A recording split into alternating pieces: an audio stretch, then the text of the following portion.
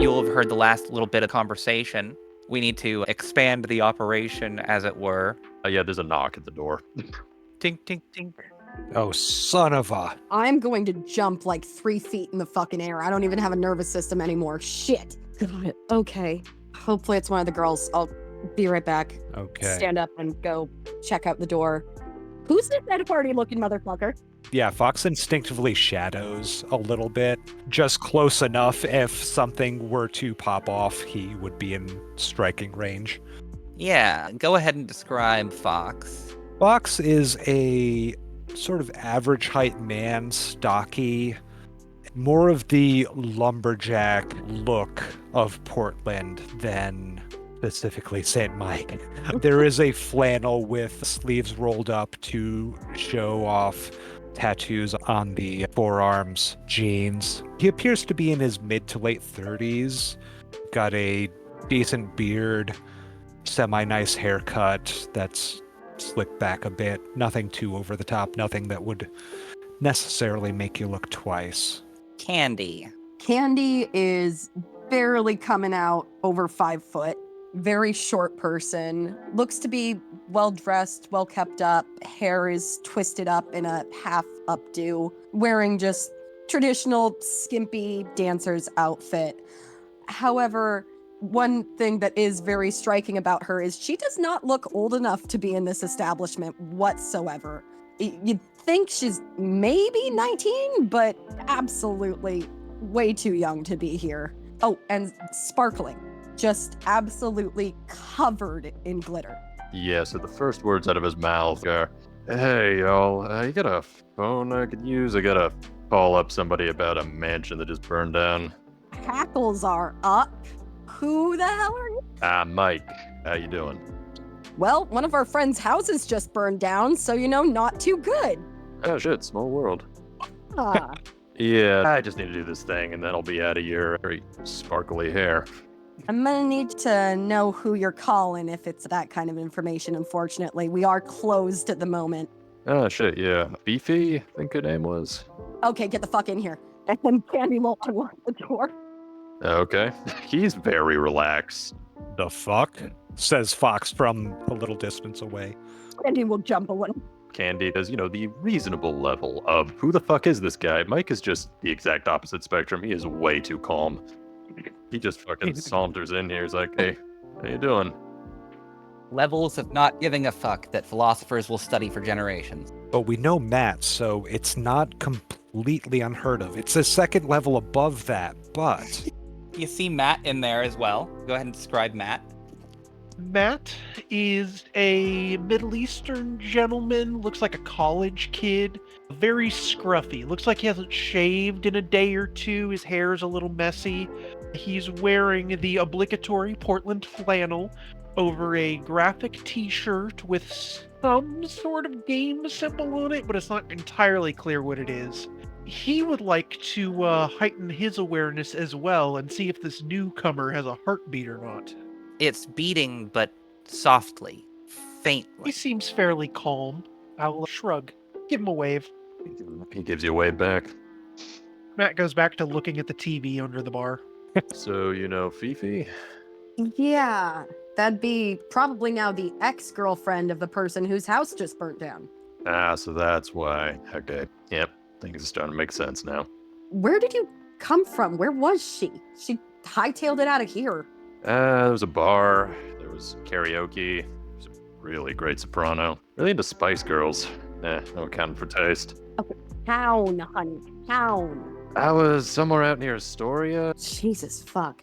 Fox massages his temple lightly. Explains why she hasn't been in for her shift. Matt will chime in from across the room. Yeah, that would explain it. Yeah, she did me a favor, if you know what I mean. So I'm just here trying to pay that back. I actually don't. Fox looks to Candi. Huh? I'm lost here. Wait, the fucking painting. That's what it was. Yeah, there It was was some orange, mention right? of a painting. Don't suppose you know, what was his name, Isaac or something? Oh, fuck that guy. Yeah. Okay. Damn. I'm sensing some real weird energy right here. Yeah, there's a lot of dead people right now. A lot of dead people in this room right now. You can be more specific. Dead people. People say losing a bit of her patience. All right. I mean, like in the general vicinity, or Fox massages his temple a bit more. Matt, transparent as ever, says, our barons are dying left and right. It's been an eventful week. yeah. I mean, welcome to Portland. I've been here a while. This is more than normal. Yeah, it's a little bit elevated right now.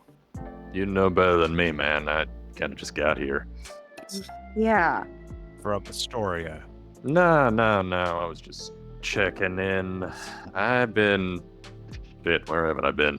I was kind of making my way up the West Coast when I just sort of figured, why not? You know, no place like home. Wait, home? So you're from here? Yeah, North Portland, St. John's, born and raised. Not for a while, though. That makes so much sense. Candy Well, will say damn. closing her eyes. Okay. I've been traveling for a bit. Not expect things to get so exciting, although, I mean, licks, regardless of what part of the Pacific Rim you're in, just seem to find ways of making things interesting, am I right? I mean, we can't argue with that. You're not wrong. No. Matt's silent for a second before his face blanches and he goes, Japanese vampires? Vampires are all over the place if they're here in America. Matt seems to be spiraling into some insanity of art. He's gone. I don't know about Japanese vampires, but, I mean, definitely South Asian vampires, I can confirm that. Oh. Okay. Hey. Hi. I'm Hey. Fox. How you doing? I'm Mike. Mike, nice to meet you. You got any allegiance sort of stuff? No, I'm what you might call a free agent. I mean, I was running with some people back in the 80s, but I don't know what they're up to right now. Okay. Well, as long as they didn't go for a bunker somewhere near here, then you're probably good. Knowing those guys, it honestly wouldn't surprise me, but like I said, I haven't been back in a while, so... So, to be a little tiny bit plainer, you're not cool with Sabat. I mean, I know some Sabat. We've been on speaking terms, at least, but have I been drinking the Kool-Aid? Nah, not my scene. Fair. That is completely fair. That's workable. We're generally anarch here, leaning away from Sabat, but not necessarily towards Cam. Fox shrugs. Speaking of Cam, has anyone seen fucking D'Amico? No, I haven't. Do we have his fucking phone number? One of us has to have his phone number. He's called your phone. He's got a business card. I assume we have one somewhere. Yeah, you can fish out the card. We've been having some trouble with some of the players in the cam wanting to get their nasty little fingers in everything. So that's why we're a little on edge. Yeah, we checked pretty much everywhere else tonight. That didn't seem as relevant, but it's worth checking. I mean, they do tend to do that, yeah. Oh, yeah, Candi will turn to Fox. At some point, we need to have a conversation about Miss Zasalovskaya, because apparently she's known everything we've done for the past 3 fucking months. Yeah, and D'Amico's been a part of that. But the last I heard, she was taken away. D'Amico has a car phone, cell phone. Cell phone. There is a phone over on the bar. Yeah, I'm just gonna That just sounds too fancy for me. wander over and type in the number that Fifi gave me, because, I mean, boon's a boon. Yeah, Fox just looks to Candi. What's up with this guy? Fine, oh man, this is the last thing we need right now. Or is it the thing we need right now? I know you're staring at his tattoos as you're saying that. That's probably nothing. Feel free to ignore that. It rings for a bit and then clicks, and some guy's voice, Billy Mack, Seaside Bar and Grill, are not available to answer the phone right now, but if you leave a message, we'll get back to you as soon as we can. Beep. Yeah, it's Mike. Is Fifi in? I'm just trying to get back in touch. Not really sure how these things are supposed to work, I guess. Call me back. Bye. Yeah, hangs up. Alright, wasn't in. Okay. Kind of just stretches. Wait, what number were you trying to call? I was calling the bar where we met. I told you she was really interested in that mansion that burned down and who may or may not have been in it. Right. That would be the Baron of this particular territory who we suspect was killed by a caitiff named Jude, who is doing a big power grab right now. The hairs on the back of Candy's neck stand up. Yeah, that's a bad feel, bro. Yeah. Take it, not the kind of guy you'd want to go and get a beer with. Oh, fuck no. A biblical level of fuck no. Yeah, I know, just the type. Okay, cool. Well, shit, this is kind of awkward because it's getting kind of early. You guys mind if I crash here for a little bit? Don't fuck us over. And yeah, you've got a place to stay for the night. Just don't fuck us over. Candy will say extremely annoyed. I mean, hey, you seem pretty on the level. Can't think of a reason why I'd want to make a new enemy and make a new friend. I like that way of thinking. That is a much preferred way of thinking. Yeah, it doesn't always have to be evil scheme this and jihad that. Sometimes you can just get together in a, I want to say, titty bar and, just talk. That is, in fact, accurate. Yeah, you're not wrong. All right, cool. Well then, where are you putting them? Well, Matt's got a bed. The room that you guys have, the spare one, is being taken up by Molly. The one that Matt has, of course, has a spare bed. The other room that's up there is Fifi's room. Well, guess who's not here? Hey, there we go. Yep. Works out. He has nothing on him except a headset with a little cassette player and a very dog-eared copy of Carl Jung's Red Book. That's it. That's all he's got. Literally, he will take a spare patch of light-proofed concrete basement. He's really not fussy. Okay. Candy hisses territorially. They seem to have a spare room. It's Fifi's. She didn't say that this was her haven, but it makes a bit of sense. And she did invite you to crash at her place, so... Oh, so that's what she meant. How y'all know Fifi? Oh, she used to dance here if she's not coming back. Yeah, that's a nice way of her giving her notice, sending you, by the way. That's... Yeah. Nothing against you, just there's some general feelings. You want to talk about it? After we get some rest. It's getting early. Especially for Candy, being this close to dawn with your lower humanity, you are feeling the pull of the day sleep earlier than most. So 2 hours before sunrise, yeah, you need a nap. Yeah, no, I'm about ready to crawl in my hole. Oh, before I go to bed, I'm going to hand over the note to Fox and say, I don't know where he went. He said he's visiting family. Hopefully he doesn't fucking die. I got to get some sleep. Okay, you get some sleep. I'll probably be up before you. I'll check in if I can. Candy will give you one more hug. Fox hugs back and says softly, we'll get through this. One way or another, we'll get through this. I know you're right. Sometimes I hate it when you're right. And she will sulk off to bed. Everybody else crashing out here pretty quick. Fox's room is taken, so he's probably going to stay in the tunnel space underneath the tattoo parlor, and then we'll check in at maybe sundown plus 20, 30 to an hour. So our ghouls are here? No. Your ghouls were left at the gallery. Right. Somebody else is handling them. Yeah. Because I just remembered we have security ghouls already, though. Yes. Andy has some? Has one security ghoul, yes. Okay. Just double checking my math. Yeah, he gets to sleep at home. He's just here to watch during the day. Well then, day sleep it is. What's your humanity at, Mike? I'm at Humanity 7. 7. Wonderful. Then you are at the threshold to dream. Oh, that might be interesting. I mean, there's always Sam. We talk sometimes. Yeah, it's a half wrestling match and half Socratic dialogue. Something you rarely remember the details of when you wake, but occasionally you'll get inspiration from it. Fox usually dreams of the forest.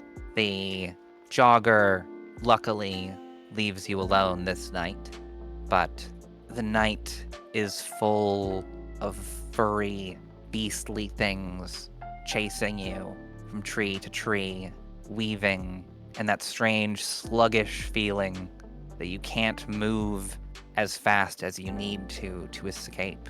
Those yellow eyes in the darkness again. Not Molly's this time, but those 3 that you met in the Sylvan Hills. Matt is dreaming westerns. Again. Oh no, do I see that handsome cowboy again? That handsome cowboy. Not the Uh, handsome cowboy. You can't help it. He just looks so cool in that cowboy hat. Candi, the dreams tonight are difficult because you are witness to an argument. You're seeing it as if you're outside of your body, as if you're floating above the scene. But it's your room. My room like my stage room, or my room like Kat's room? Your stage room. Okay. But you're not in it. There are What? 2 people arguing with one another. One of them begging and pleading, and the other one raging, cursing, and condemning. Cursing the man who kept her captive for 1,000 years, and him taking it, and trying to give rationalizations before breaking down to meaningless apologies. You have no context for any of it, and they switch languages 3 or 4 times. Sometimes in a heat of a moment, they'll switch to a language that even in this dream state, you cannot understand. Eventually, she snaps and tears him to pieces. Oh, Jesus. Pieces that smoke and turn to mist and seep out through holes in the walls with a sigh and a sob. Kat, the dark-haired woman, arguing with this man who she tore to bloody chunks, throws herself at the door, trying to claw her way through it, trying to get out of this concrete basement. Splinters of the door come away bit by bit. You wake up with splinters in your fingertips Oh. and 2 nails broken off, clawing at the door to your room. We gotta fix those real quick. Do we hear any of this? I'm just curious. Oh, certainly the end there, only the scratching part. The rest was dream. Matt and Mike would be the first people in the club. It's a Sunday night, so there's less than a giant crowd, but it's a good night. There's certainly enough people to cover idle conversation. Darla's on the counter, a bosom blonde who's 10, 15 years past her prime, constantly smoking while she's making drinks. In that case, I am gonna rouse a blush of life. Do you knock on Matt's door? Do you both walk out into the hallway at the same time? Mike is looking for a mirror specifically. Shirt fully off. I did lie about one thing. He does have one other possession that is like a really battered looking notebook. He's looking in the mirror and he's contorting around, trying to get a better look at some of that weird chicken scratch on his body. Every so often, he makes a face, jots something back down on the notebook, and eventually, once he's seemingly satisfied with this process, he puts his shirt back on, although the thing's basically hanging off of him. There's maybe 2 buttons done. Well, you pass by Matt's door and hear the TV from inside. No doubt it's been going all day. Matt, it is Sunday night, so not a home improvement night. Yeah, is there anything on this TV worth watching? Or is it just kind of slow Sunday night? Oh, it's football, I bet. It's Sunday night football, isn't it? Gross. I turn off the football, get out of my lazy boy, and open the door. Coincidentally, our new friend Mike can see inside this room, and there are some vampires' homes that look like serial killers live in them, and this is one of them. It's a mattress on the floor, tarp over a window, bare hardwood floor, and a very expensive-looking lazy boy in front of one of the largest TVs you've ever seen. You may guess where he slept. Nice man cave. So mix between serial killer and college student. Which is what he is. Are you a college student, or do you just need more sleep? Yes. Silly question. Yeah, Matt will give you a grin, Mike, when Matt comes out of his room and says, good morning. I mean evening. Still not Hey. used to that. I try not to think too hard about it. Matt nods and says, come on downstairs. We're a local hunting ground for those in need. Oh, yeah. Not really my thing, but I appreciate the gesture. The door at the end of the hall cracks open, and a woman with tangled brown hair and a bandana over her head sticks her head out. Could I get some food at some point? Yeah, sure. Part of the deal. Uh-huh. I'll find somebody for you. I, could hunt in your place, but I'm not exactly a preferred hunting ground. I understand. Oh, here's the new one. I'm Mike. How you doing? She'll open the door a bit. She's in tank top and cargo shorts, and there's a big ol' fluffy tail. A big ol' fluffy dog tail coming out from behind her. Oh, okay. I'm Molly. Nice to meet you. Another visitor. We're doing good business lately. People are calling us the Succubus Club of the West Coast. Honestly, I've been to the Succubus Club. I've seen worse. She'll wave and head back inside, and Fox will have woken. Nobody on your schedule today, so coming up the back entrance to the Scarlet Lounge, seeing as you were in the tunnel. Fox comes out of one of the back rooms and takes general stock, then starts looking around for other kindred. Yeah, coming out the stairs to the postern is right next to Candy's basement door, and you can see up the stairs to where Mike and Matt are chatting in the hallway, and you hear a scratching sound coming from the door next to you. At this point, everybody starts to hear it. I will check the scratching sound since it is next to me. They'll pop heightened senses again. Well, actually, that close to a strip club might end up blowing out my eardrums, so Yep. maybe not. Yeah, that's the thing. Still acclimating to my environment. Matt will go to his DJ booth to get this club a pumping.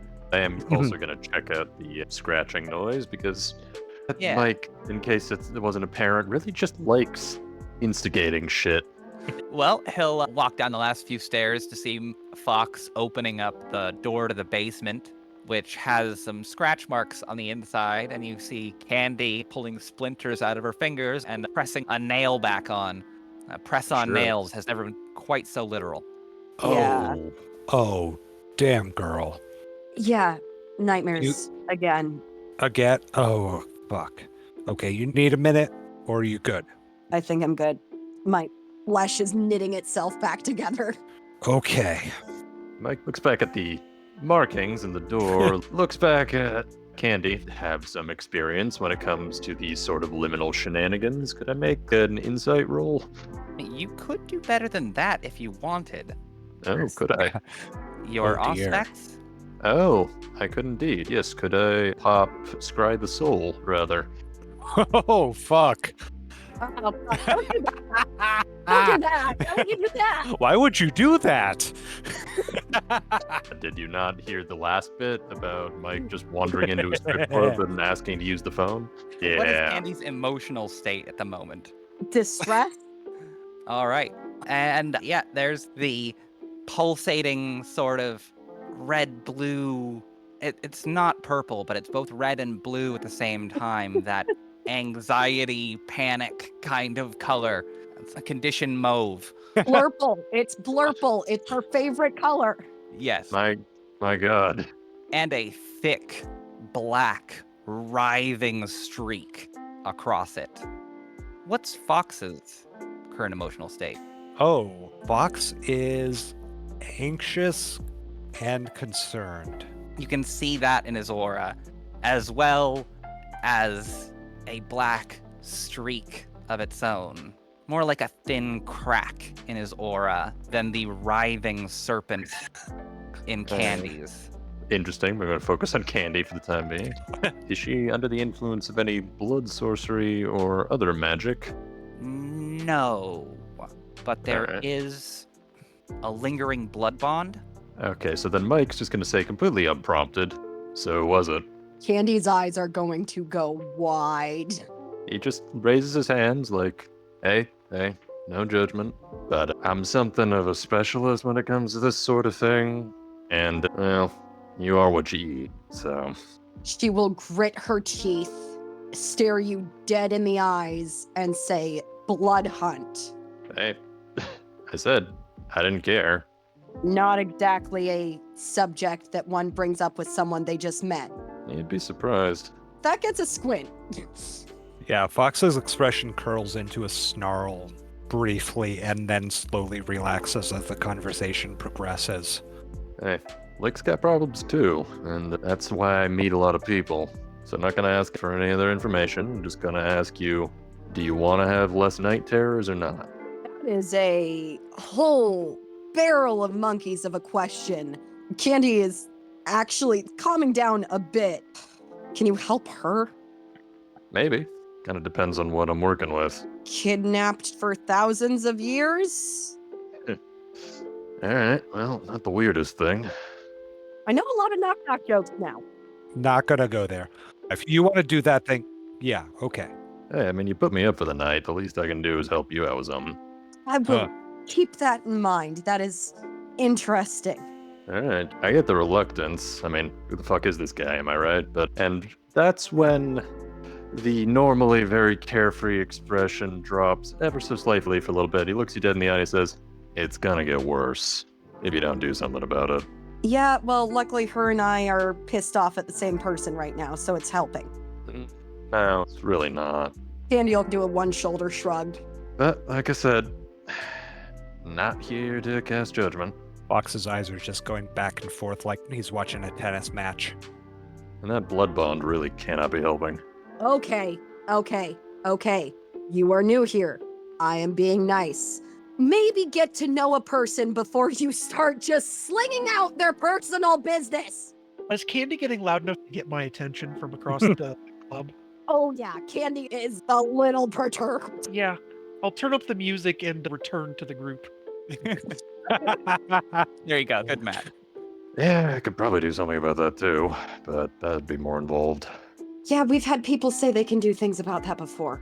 There are lots of people who are missing people they're bonded to. No, I'm not talking about fucking ashing some poor lick. I mean, just, you don't want the emotional burden. Wait, what? Candi will put 2 fingers on her temple and go, I don't want the emotional burden of this conversation right now. Let me give you a new one then, Candi. Our resident upstairs with the tail needs some food, and I'm not the most social creature on Earth, so someone else should probably get one of the Johns upstairs. Candi starts laughing hysterically. Speaking of fucking blood Speaking of- bonds. Yeah, okay, yeah, sounds right. I'll see what I can do.